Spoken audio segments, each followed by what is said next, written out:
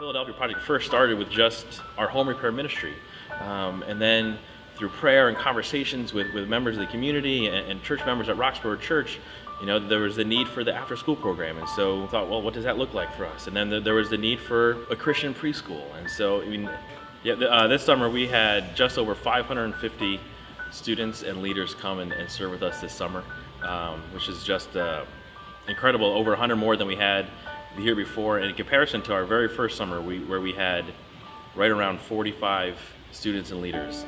What's interesting about the Philadelphia Project, it's like a twofold experience for all the students and the leaders that come to serve.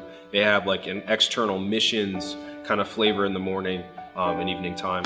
It transitions to something a little bit different, more like a retreat vibe, where you have games, you have a speaker, you have worship, some artistic expression that happens all in here, and small groups to kind of process the stuff that you've learned and seen during the course of the day. What's really cool with small group ministry, it kind of just carries over whenever groups come back. We get this really good flavor in our mouths when groups return, and they're just like, oh, hey, I remember that one small group, or oh, hey, I remember that one club, that one talk, that one song. And it automatically like brings you back together just to kind of pick up where you left off, to kind of push further into Jesus. This summer we had the privilege of serving at 7 of our homeowners' houses, and just journeying alongside of them and being a part of their story.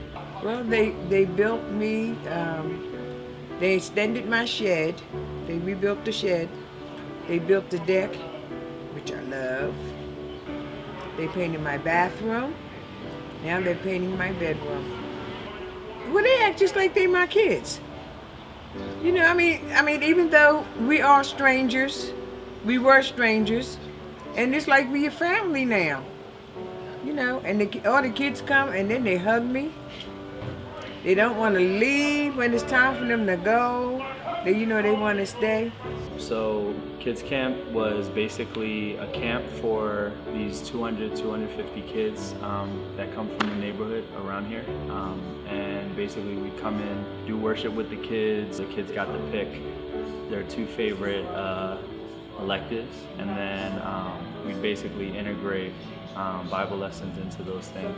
And then we'd also have a theme for each week, which was a different country. And we had a theme for the Bible lessons as well, which was like the armor of God. And so taking each week to kind of focus in on each piece of armor and talk about that and what it meant for their lives in terms of their relationship to God and such. For the teens that served, I think a lot of them, they learn how to build relationships with kids, and I think realizing how much they have an influence in their lives, I think opened their eyes to see how intentional they need to be. This year we're anticipating over 50 students in the preschool, as well as over 75 students in the Fuel After School program. So both of those programs have grown exponentially in the past 3 years, but we are still able to make sure that the prices are kept down and that they are affordable. And if parents still can't afford it, even if we are the most affordable, we have a Children's Scholarship Fund to provide scholarships for families, to bring them, to make sure that we really can reach every kid in this community that wants to be here.